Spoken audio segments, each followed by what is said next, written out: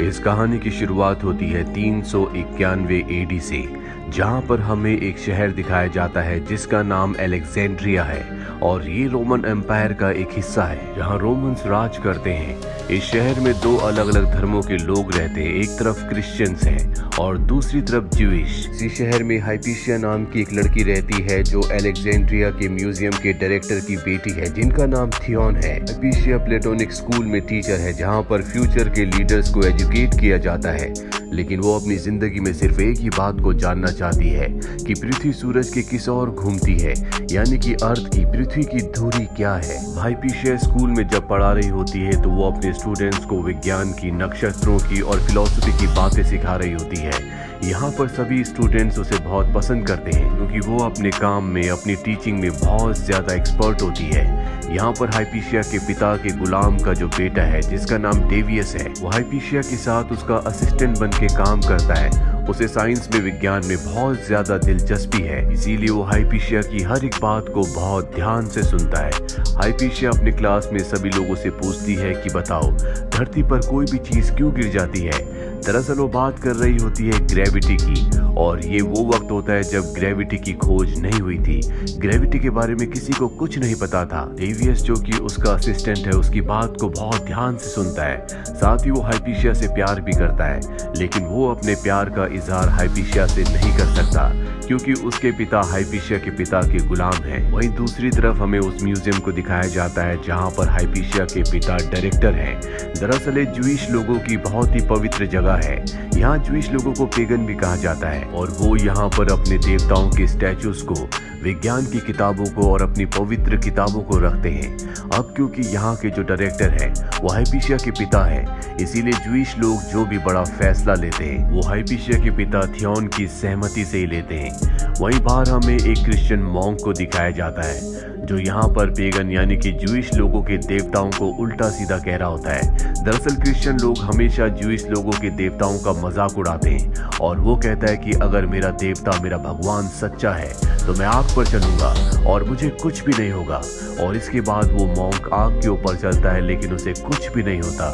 दरअसल उसने इस तरह का आउटफिट पहना होता है जिस वजह से आग उसे जलाती नहीं है। सारे क्रिश्चियंस लोग उसकी वाहवाही करना शुरू कर देते हैं, जिसके बाद यहाँ पर ज्यूइश लोगों के प्रीस्ट को भी उस आग में धकेला जाता है, लेकिन वो जलना शुरू हो जाते हैं पर उनके लोग उन्हें आकर बचा लेते हैं। हाइपीशिया के पिता थियोन भी क्रिश्चियन लोगों से नफरत करते हैं और एक दिन उन्हें अपने घर पर एक क्रॉस मिलता है जो कि एक गुलाम लड़की का होता है। इससे उन्हें बहुत गुस्सा आता है। इससे पहले कि वो उसे सजा देते, उनके गुलाम का बेटा डेविस जो कि हाइपीशिया का असिस्टेंट है, वो इल्जाम अपने ऊपर ले लेता है और कहता है कि ये क्रॉस मैंने रखा था।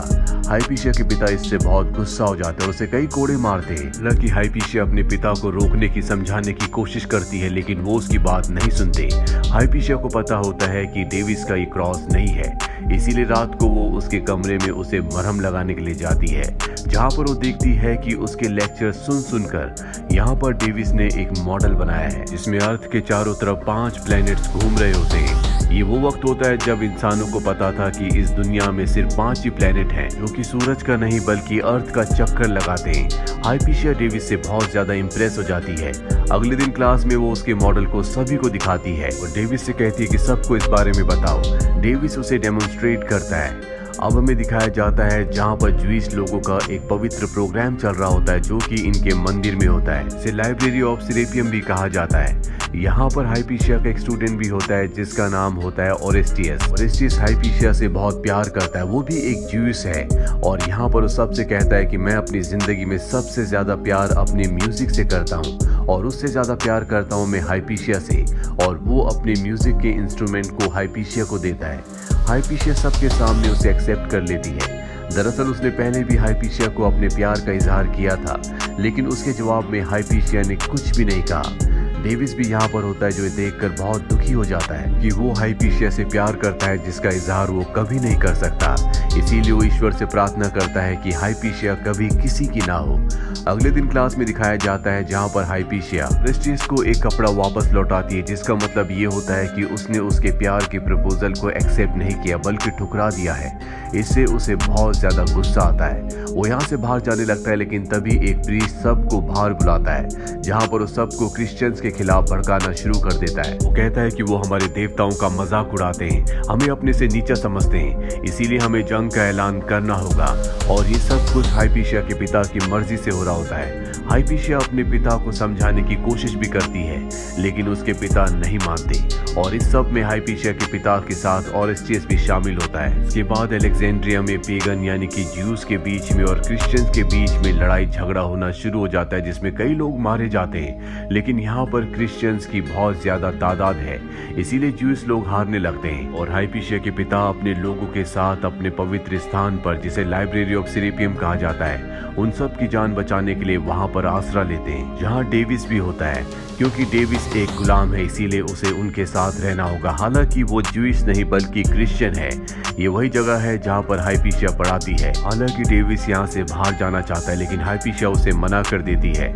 यहाँ पर डेविस के साथ साथ कुछ और क्रिश्चियन स्टूडेंट्स भी होते हैं और रात को जब वो इस जगह से भाग रहे होते हैं तो डेविस उन्हें देख लेता है, लेकिन वो किसी को कुछ नहीं बताता क्योंकि वो जानता है कि उनका यहाँ से निकल जाना ही अच्छा होगा। कई महीने बीत जाते हैं, जिसके बाद इनका धीरे धीरे खाना खत्म होना शुरू हो जाता है, जिससे यहाँ पर सबको परेशानी टेंशन होना शुरू हो जाती है, क्योंकि यहाँ से ना तो कोई बाहर जा सकता है और ना ही बाहर से किसी को अंदर आने की इजाजत है। एक रात को डेविस चुपचाप यहाँ से निकल जाता है। दरअसल अब ये पूरा का पूरा शहर एक तरह से दो अलग अलग हिस्सों में बढ़ चुका है, यानी कि दो अलग ग्रुप्स में, क्रिश्चियंस और ज्यूइश के। वहीं हमें हाइपीशिया को दिखाया जाता है जो उसी पवित्र जगह पर होती है जहां पर उसके सभी लोग उसके पिता के साथ फंसे हुए हैं। ऐसे माहौल में भी वो सिर्फ और सिर्फ विज्ञान के बारे में सोच रही होती है। वो सोचती है कि जब भी हम कोई चीज़ ऊपर फेंकते हैं या ऊपर से कोई भी चीज़ नीचे छोड़ी जाती है तो ज़मीन पर क्यों गिरती है, जबकि तारे आसमान में है, वो ज़मीन पर यानी कि धरती पर क्यों नहीं गिरते। और हाइपीशिया के मन में पहली बार ये बात आती है कि शायद सारे प्लैनेट्स और सूरज पृथ्वी के चारों तरफ नहीं घूमते, बल्कि जितने भी प्लैनेट्स हैं वो सब के सब सूरज के चारों तरफ चक्कर लगाते हैं। इसी तरह से यहाँ पर इन्हें कुछ और महीने बीत जाते हैं, जिसके बाद रोमन एम्परर्स इन सब को माफ कर देते हैं, कहते हैं कि तुम बाहर आ सकते हो। दरअसल उनकी नज़रों में यही गुनहगार हैं, क्योंकि इन्होंने जंग का आगाज किया था और अब ये सब के सब वहाँ से बाहर आ जाते हैं, लेकिन इनकी किसी भी चीज़ पर इनका कोई अधिकार नहीं होगा। इसीलिए हाइपीशिया और उसके लोग यहाँ से अपनी ज़रूरी चीज़ों को और अपने ग्रंथों को लेकर निकल जाते हैं। जिसके बाद क्रिश्चियंस लोग इस जगह पर, जो इनकी पवित्र जगह है, वहाँ पर आते हैं, जिनमें डेविस भी होता है, और इनके देवताओं की मूर्तियों को तोड़ देते हैं। वहीं हाइपीशिया को दिखाया जाता है जो बहुत ज़्यादा दुखी होती है क्योंकि उसके पिता की मृत्यु हो चुकी है, और तभी वहाँ पर डेविस आता है जो उसके साथ बदतमीजी करना शुरू कर देता है, क्योंकि बचपन से वो एक गुलाम था। लेकिन ऐसा करते करते अचानक से उसकी आंखों में आंसू आ जाते हैं। वो हाइपीशिया के सामने झुक जाता है क्योंकि वो हाइपीशिया से प्यार करता है। वो हाइपीशिया को अपनी तलवार देता और कहता है कि मुझे मार दो। हाइपीशिया उसकी तलवार से उसके गले में जो गुलामी का निशान होता है उसे काट देती है और कहती है कि तुम आजाद हो। इसी तरह से 2 साल बीत जाते हैं और अब ओरेस्टिस को दिखाया जाता है जो कि पहले एक ज्यूइश था, अब वो क्रिश्चियन बन चुका है, साथ ही उसका एक बड़ा पद है। और अलेक्जेंड्रिया में जहाँ पहले ज्यूइश का सम्मान किया जाता था, उनका एक ओहदा होता था, अब उनके ऊपर जुल्म किए जाते हैं। लेकिन इस बात से हाइपीशिया को कोई फर्क नहीं पड़ता, वो अब भी विज्ञान के बारे में सोच रही होती है। ओरेस्टिस एक बार उसे अपने साथ बोट पर ले जाता है, लेकिन यहाँ पर भी उसके दिमाग में सिर्फ और सिर्फ विज्ञान होता है। वो एक गुलाम को ऊपर चढ़ने के लिए कहती है और कहती है कि तुम्हें ऊपर से नीचे बैग फेंकना होगा। उसका मानना ये होता है कि बैग को आगे या पीछे गिरना चाहिए, क्योंकि नाव चल रही है और जिस वक्त बैग हवा में होगा उस वक्त वो नाव आगे चलने की वजह से थोड़ा सा स्पॉट से पीछे गिरेगा, लेकिन ऐसा नहीं होता। वो उसी स्पॉट पर गिरता है, जिससे हाइपीशिया पूरी तरह से कंफ्यूज हो जाती है और जल्दी उसके दिमाग में एक विचार आता है कि शायद धरती भी अपनी धुरी पर घूम रही है, लेकिन उसकी स्पीड इस तरह से है कि जिससे धरती पर रहने वाली किसी भी चीज को कोई भी फर्क नहीं पड़ता। ये वो दौर था जब धार्मिक लोगों का मानना था कि पृथ्वी गोल नहीं बल्कि चपटी है और अगर कोई इंसान पृथ्वी के अंत तक पहुंच जाए तो वो वहां से गिर सकता है। हाइपीशिया अब भी उसी स्कूल में पढ़ाती है जहां पर वो पहले पढ़ाया करती थी। उसके दिमाग में कई सारे सवाल हैं उसके दिमाग में एक और सवाल आता है कि पृथ्वी पर ठंड, गर्म और अलग अलग मौसम क्यों आते हैं, इसका क्या कारण है। वहाँ पर उसका एक सेवक भी होता है जो उसे बताता है कि शायद सूरज बड़ा या छोटा होता होगा, इसी वजह से मौसम बदलता है। जब सूरज बड़ा होता है तो धरती पर गर्मी होती है और जब वो छोटा होता है तो ठंड। लेकिन हाइपीशिया उसकी बात से सहमत नहीं होती। वहीं ज्यूइश लोग जो क्रिश्चियन लोगों के जुल्म और सितम से परेशान है, वो उनके ऊपर हमला कर देते हैं, जिसके बाद क्रिश्चियंस लोग एक बार फिर से उन्हें बहुत बुरी तरह से मारना शुरू कर देते हैं। हाइपीशिया ओरेस्टियस के पास जाती है और कहती है कि क्रिश्चियंस लोगों को ऐसा करने से मना करो, मैं अपने लोगों को समझाऊंगी।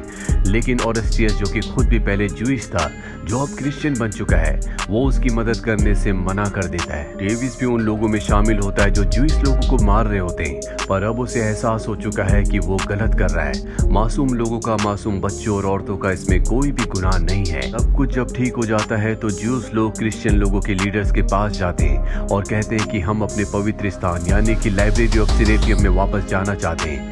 वो कहते हैं कि तुम जा सकते हो, लेकिन तुम सबको क्रिश्चियनिटी को अपनाना होगा। हाइपीशिया भी यहाँ पर होती है, जिसे बात बिल्कुल अच्छी नहीं लगती और वो उसका विरोध करती है, उसे उल्टा सीधा बोलना शुरू कर देती है, जिससे लीडर बहुत गुस्सा हो जाते हैं। वो भी उसे उल्टा सीधा कहते हैं। साथ ही वो यहाँ पर नए रूल्स बनाते हैं कि सभा में किस तरह से औरतों को रहना चाहिए। साथ ही वो हाइपीशिया को कहते हैं कि वो एक वैज्ञानिक नहीं है, बल्कि वो एक विच है। ये धरती पूरी तरह से चपटी है, लेकिन वो अपनी अलग अलग तरह की साइंस लोगों को बताती है, जो कि पूरी तरह से गलत है। इस तरह के इंसान को जीने का कोई भी हक नहीं है।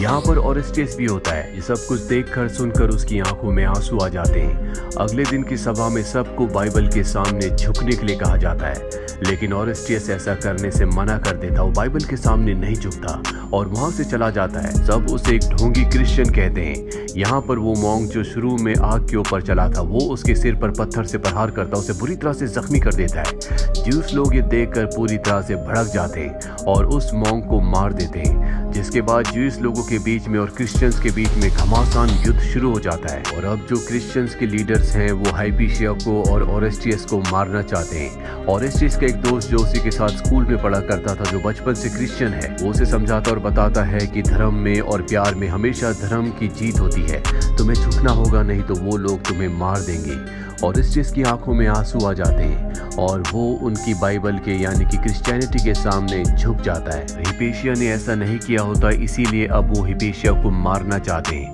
वही हाइपीशिया जो अभी जान चुकी है कि धरती सूरज के यानी कि सन के चक्कर लगाती है, बाकी सन और दूसरे प्लैनेट्स धरती के चक्कर लगाते हैं। पर अब वो ये जानने की कोशिश कर रही होती है कि धरती सन के चक्कर किस तरह से लगाती है। क्या वो सर्कुलर मोशन में लगाती है या उसका चक्कर लगाने का जो मोशन है वो कोई और है। हाइपीशिया को लगता है कि वो इलिप्स शेप में सन का चक्कर लगाती है, तभी धरती पर अलग अलग मौसम आते हैं। लेकिन वो इस थ्योरी पर अभी कंफर्म नहीं होती। तभी वहाँ पर ओरेस्टियस आता और उसे बताता है कि तुम्हें मारने की तैयारी की जा रही है, तुम्हें क्रिश्चियनिटी को अपनाना होगा। पर वो साफ साफ मना कर देती है। हालांकि डेविस भी उसे बचाना चाहता है, लेकिन अब उसे पकड़ लिया जाता है और उसे मारते पीटते जलील करते हुए लाइब्रेरी तक लाया जाता है। ये सब लोग उसे मारना चाहते हैं, लेकिन इनके पास तलवार नहीं है, इसीलिए बाहर पत्थर ले निकले जाते हैं। डेविस को देखकर बहुत दुख होता है और वो उसे इस तरह की मौत मरते हुए नहीं देखना चाहता, इसीलिए वो खुद उसे आसान मौत देकर मार देता है। और जब वो अपनी जिंदगी की आखिरी सांसें ले रही होती है, तभी वो ऊपर छत की तरफ देखती है, जहाँ पर इलिप्स शेप का एक गोलाकार होता है, जिससे उसे अपनी थ्योरी पर पूरी तरह से कॉन्फिडेंस हो जाता है कि पृथ्वी इलिप्स शेप में ही सूर्य के चारों तरफ घूमती है, जिस वजह से अलग अलग मौसम पृथ्वी पर आते हैं। और अब अपनी जिंदगी के आखिरी वक्त में उसने अपने सवालों के जवाब को पा लिया और इसके बाद उसकी मृत्यु हो जाती है।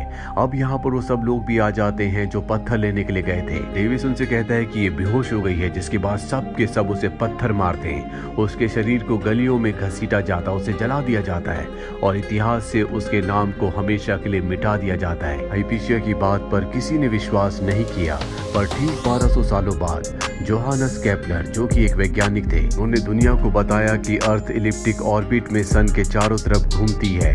और यही बात थी जो हाइपीशिया ने सबको बताई थी। हाइपीशिया को हमेशा के लिए भुला दिया गया। इसी तरह की एक घटना हमारे देश में भी हुई थी, जहां पर दुनिया जानती है कि राइट ब्रदर्स ने पहला फ्लाइंग ऑब्जेक्ट यानी कि प्लेन बनाया था। जबकि सच तो ये है कि 1895 में शिवकर बापूजी तलपड़े, जो कि एक स्कॉलर थे, उन्होंने सबसे पहले फ्लाइंग ऑब्जेक्ट को बनाया था, लेकिन इतिहास में उनके नाम को दबा दिया गया। लेकिन आज टेक्नोलॉजी की वजह से, इंटरनेट की वजह से पूरी दुनिया कहीं ना कहीं ये जानती है कि पहला फ्लाइंग ऑब्जेक्ट बनाने वाला इंसान कोई इंडियन था। ये थी पूरी कहानी फिल्म अगोरा की, जो कि एक सच्ची ऐतिहासिक घटना है। उम्मीद करते हैं कि ये कहानी आपको पसंद आई होगी।